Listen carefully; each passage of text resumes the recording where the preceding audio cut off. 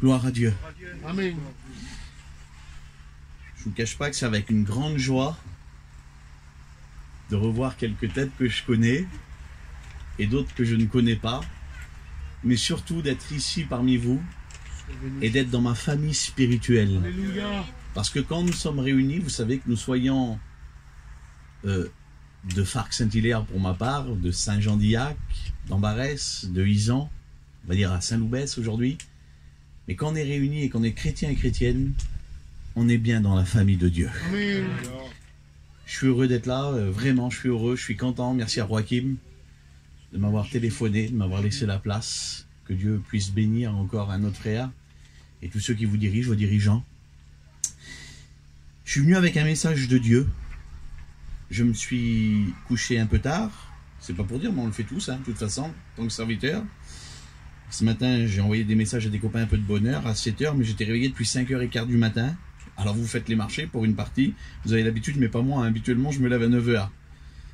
Je suis venu avec un message et puis, en écoutant les cantiques, en écoutant les témoignages de mes copains, eh bien, Dieu a mis un autre message sur mon cœur. Alors je vais vous porter dans la liberté et avec l'aide du Saint-Esprit ce que le Seigneur a mis sur mon cœur. Il a dit un mot, vous savez, Sinaï, il a dit, à un moment donné, j'ai eu la pensée de l'éternité. Et ça, c'est le propre à chacun.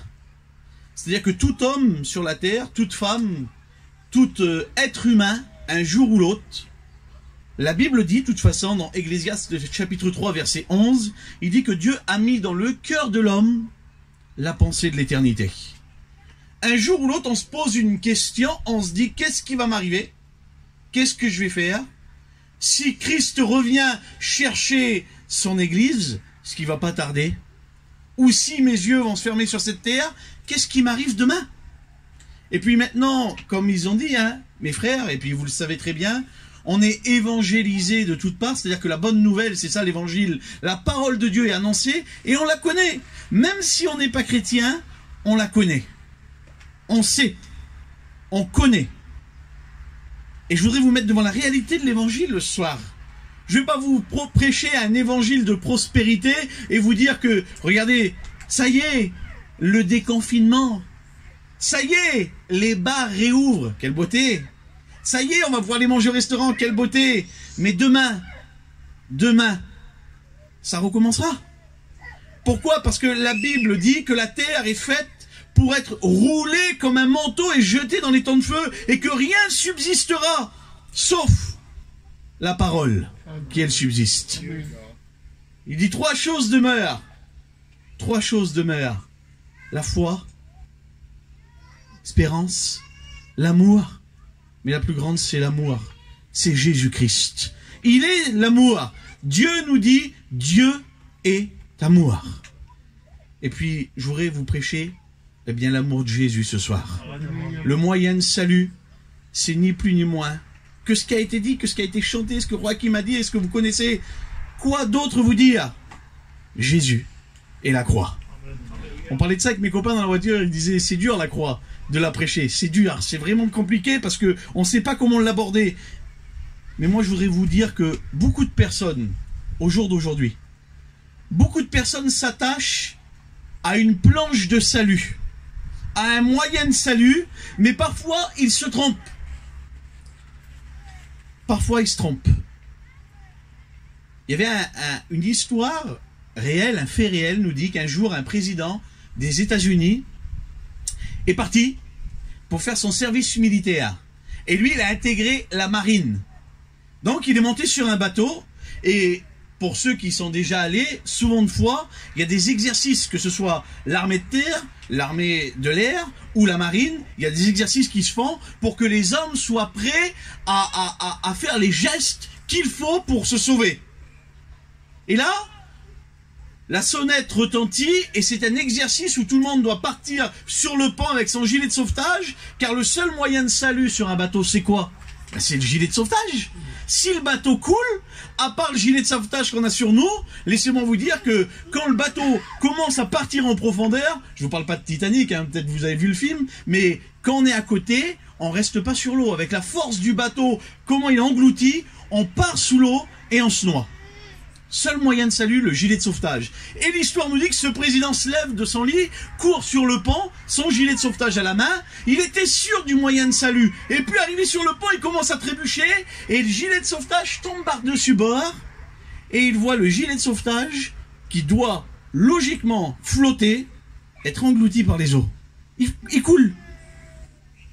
Alors lui, il se dit, mais mon moyen de salut, ma planche de survie, sur laquelle je comptais par-dessus tout, a coulé. Et si moi, ça a été un fait réel que j'aurais tombé dans l'eau, j'aurais coulé, j'aurais péri. Peut-être une défaillance technique, je ne sais pas. Peut-être un petit trou, quelque chose de minime, de minuscule, et puis que l'eau s'engouffre à l'intérieur, ce qui ne doit pas être, et il coule. Je ne sais pas ce qui s'est passé. Toujours étant, c'est que le moyen de survie, sa planche de salut à cette époque-là, au président qu'il croyait avoir, eh bien c'était faussé, et ça servait à rien. Et j'aimerais te dire, je te le dis en vérité, qu'aujourd'hui, il ne faut pas que tu comptes sur une religiosité. Il ne faut pas que tu comptes sur venir, excuse-moi, Dieu te bénisse 3 fois la réunion la semaine, que Dieu te bénisse, ça te met dans des bonnes circonstances pour trouver Dieu. Il ne faut pas que tu te mettes en tête de prier 1 fois la semaine, que c'est ça la planche de salut, ça te met dans des bonnes circonstances aussi, il n'y a pas de problème, on va le voir. Mais le seul moyen de salut aujourd'hui, infaillible, c'est Jésus-Christ. C'est la croix, c'est la repentance dans ton cœur. Tu es obligé, il faut que tu passes par la repentance. Il n'y a pas d'autre solution. Je ne vais pas te dire si, il y a un autre endroit, Joachim, on s'est trompé, il y a quelque chose de nouveau. Non. Il n'y a été donné dans le ciel et sur la terre aucun autre nom par lequel nous puissions être sauvés, si ce n'est celui de Jésus-Christ. Je ne peux pas te dire autre chose. Alors on va te répéter, te rabâcher les mêmes choses. Vous savez ce qu'ils me disent, mes petits cousins? Mes petits cousins à Fargue, ils me disent, tu nous dis toujours pareil. Tu nous parles toujours de Jésus, tu nous évangélises, tu nous prêches la croix, tu nous dis toujours pareil. Fais-nous de l'enseignement. Mais je dis, si je te fais de l'enseignement et que je te dis, il faut que tu arrêtes de fumer, mais que de toi-même, comme tu t'es pas repenti, comme tu n'as pas eu la nouvelle naissance, tu n'y arriveras pas à t'arrêter de fumer. C'est pas possible. Vous avez vu, les Sinaï, ils ne pouvaient pas. C'est un fait qui vient que Dieu l'a aidé. Et avec cette nouvelle naissance, tu ne peux pas arriver à quelque chose. Je disais ça à mes copains tout à l'heure. On ne peut pas donner un morceau de viande à un petit nourrisson qui est grand comme ça, qui boit du lait. Si je lui donne un morceau de viande, ben, il va s'étouffer, il va mourir. Il faut d'abord qu'il boive le lait. Qu'il soit sevré, puis il prend la nourriture solide. Alors on ne va pas te dire autre chose que de prêcher, eh bien, la Bible, l'Évangile, la repentance et Jésus à la croix. C'est pas possible. Vous savez, il y a des personnes qui croient par leurs moyens, leur planche de salut, c'est faire des sacrifices. En faisant des sacrifices. Moi, je fais des offrandes. Moi, je donne.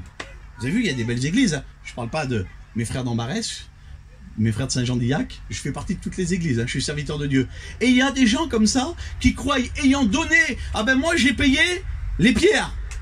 Moi, j'ai payé le carrelage. Il y en avait pour tant. Ils disent un petit peu en cachette. Allez. Et ils font des offrandes, ils font des sacrifices. Ils essayent de donner de leur personne. Et ils disent, avec ça, je suis sauvé. Ben non. Tu te trompes. Tu fais une erreur. Regardez ce que dit David dans le psaume 51, verset 18. Il dit, si tu aurais voulu des sacrifices, si tu voulais que je te donne des holocaustes, mais il dit, je l'aurais fait. Mais il dit, ce que toi tu veux, Seigneur, c'est un cœur contrit. Un cœur qui se repent.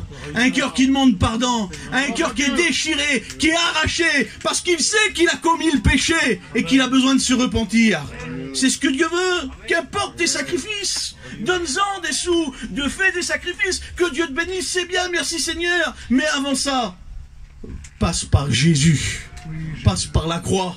Passe par la repentance. Vous savez ce que dit la Bible dans Proverbes chapitre 23 verset 26? Il dit, mon fils, ma fille, Dieu ne veut pas des sacrifices, il dit, donne-moi ton cœur. C'est tout. Ce que Dieu veut, c'est pas un sacrifice, c'est une obéissance de ta part. L'obéissance à sa parole. L'obéissance à dire, oui Jésus, j'ai besoin de toi. L'obéissance à détourner du péché et d'avoir cette conversion, de dire, Seigneur, maintenant je veux te suivre. Parce que l'obéissance, eh bien, ça vaut mieux que tous les sacrifices, la Bible dit. Ça vaut mieux que tout. C'est l'obéissance.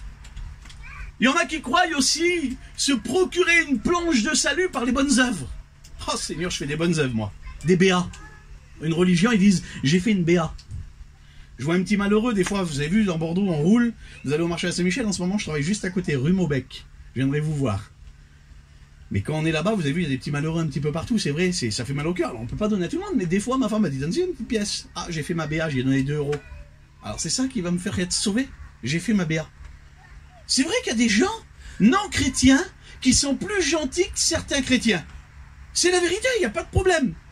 Moi, j'ai vu des hommes en panne sur des places où les chrétiens, ça se barrait pour avoir la plus belle place sur l'autre place, et les non-chrétiens restaient là pour aider ces hommes-là, pour qu'ils puissent les dépanner, pour changer une roue, pour voir dans le moteur, et que Dieu soit béni, vous faites des bonnes œuvres, que Dieu vous bénisse.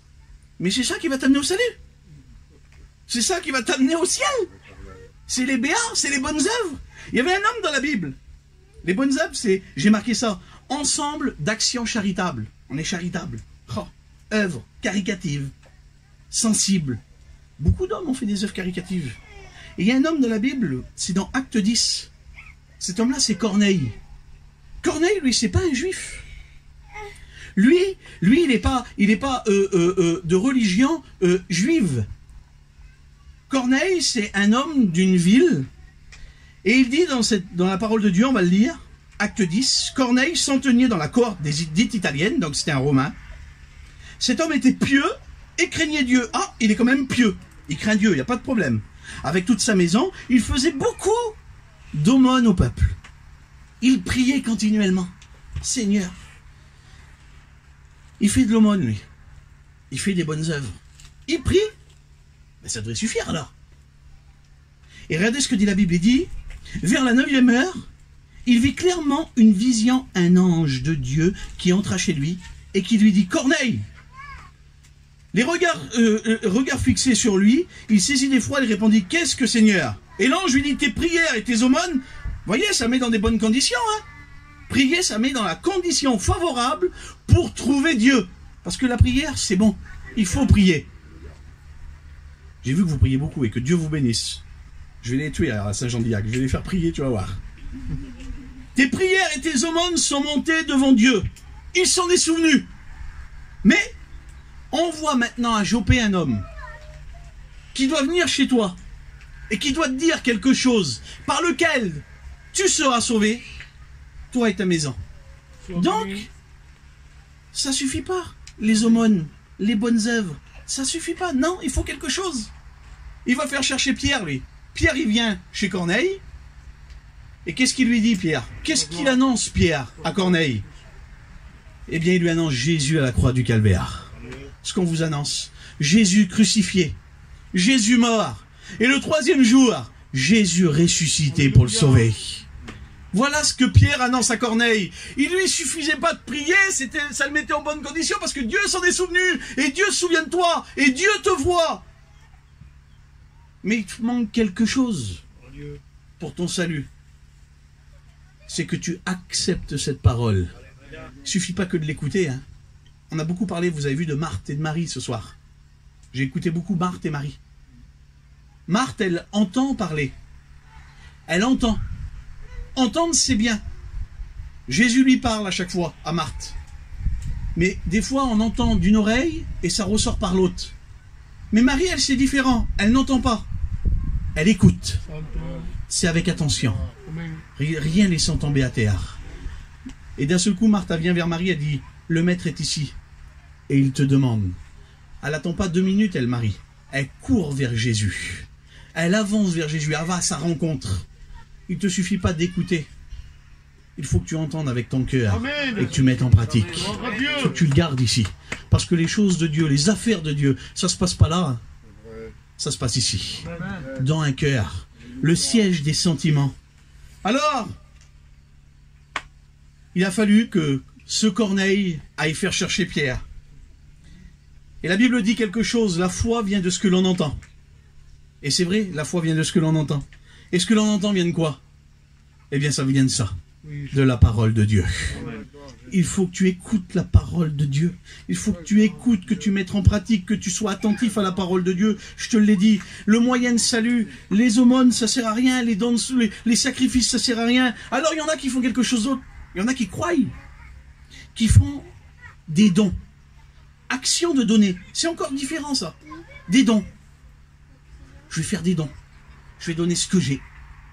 Je vais donner tous mes vêtements, je vais tout donner, je vais être sauvé, je vais donner ma caravane, je vais donner mon auto, je vais faire des dons, plein de dons, et je vais être sauvé. Et j'ai lu et j'ai pensé à quelqu'un, et j'ai lu ça, le Seigneur m'a rappelé ça. Dans Luc chapitre 18, verset 9, il y a deux hommes dans le temple, à un moment donné. C'est un publicain et un pharisien. Et le pharisien, il commence à prier, et on va le lire, je la connais, mais je préfère qu'on va le lire ensemble, comme ça vous allez bien comprendre. Écoutez ce que dit le publicain et le pharisien. Il dit encore cette parabole en vue de certaines personnes persuadées qu'elles étaient justes. Regardez. En faisant aucun cas des autres. Deux hommes montèrent au temple pour prier. L'un était pharisien et l'autre publicain. Le pharisien debout priait ainsi en lui-même. Ô Dieu, je te rends grâce que je ne suis pas comme le reste des hommes, qui sont ravisseurs, injustes, adultères, ou même comme ce publicain à côté là, qui n'a même pas le droit normalement d'être là, celui-là. Il dit, moi, je jeûne 2 fois la semaine. Ah, il fait le don de soi, lui. Allez, il jeûne. Il fait le don de soi. C'est bien, hein, que Dieu soit béni, c'est très bon, il faut le faire. Hein. Il dit, je donne la dîme de tous mes revenus. Ah, il donne. Alors, le don de soi et le don de son argent. Il donne. Puis, Jésus dit, le publicain se tenant à distance n'osait même pas lever les yeux au ciel, mais se frappant la poitrine en disant, ô Dieu, sois apaisé envers moi, qui suis un pécheur. Quelle repentance dans le cœur de ce publicain. Quelle différence avec le pharisien. Oh, je suis pas comme tout cela. On a vite fait de juger les autres, nous. Comment tu veux que je sois chrétien, moi? Moi? Tu l'as vu, le chrétien, comment qu'il est, là? Mais il est pire que moi. T'as vu l'autre là-bas, qu'est-ce qu'il fait? On voit toujours la mauvaise face des choses. Le mauvais côté. Le verre à moitié vide, on le voit souvent chez les autres. Moi, je vais être chrétien. Mais sauf que lui, peut-être qu'il n'est pas terrible, le chrétien à côté de toi. C'est vrai, peut-être qu'il n'est pas terrible. Mais il fait peut-être des efforts et il demande pardon à son Dieu tous les jours. Et toi, où c'est que t'en es? Où c'est que t'en es, toi? T'es comme ce pharisien? Moi, je suis pas comme un tel. Moi, je fais ci, moi, je fais ça. Mais ce que Dieu veut de toi, c'est une repentance sincère dans ton cœur. C'est tout ce que Dieu veut. Dieu veut une repentance dans ton cœur. Combien de temps que ça va durer? Et il l'a dit, Joachim. Jean l'a dit, mais Jésus l'a dit aussi. Matthieu 4, 17. Repentez-vous, car le royaume des cieux est proche. Je te le dis en vérité, mon ami qui est là. Repens-toi. Ça va aller de mal en pire. C'est rien du tout. N'aie pas peur de ce qui peut tuer le corps du coronavirus. Plutôt aie peur de ce qui peut tuer l'âme. Ce qui tue l'âme, c'est le péché. C'est ce qui coule dans les veines de l'homme. Aie peur de ça. Repens-toi ce soir. Repens-toi, le royaume des cieux est proche, il arrive. Et puis il y en a qui s'attachent à quelque chose. Leur planche de salut, leur moyen de salut. Et ça, je vais peut-être me faire des ennemis, mais je le dis quand même. Qui s'attachent à la religion. Je suis religieux. À mort. La religion, j'ai regardé le mot, ce qu'il voulait dire, c'est un attachement scrupuleux au rite. Alors, on est quel jour? Mercredi? Jeudi, pardon. Je sais pas c'est quel jour les réunions ici. Jeudi? Mardi, jeudi, dimanche. Mardi, jeudi, dimanche. 2 ou 3. Surtout, le rite qu'il ne faut pas que je loupe, c'est le dimanche.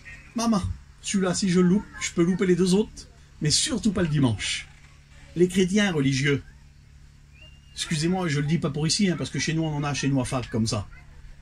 Faut surtout pas, et pardon à mon Dieu ce que je dis, mais je le dis, faut surtout pas que je loupe mon petit vin là, et mon petit pain.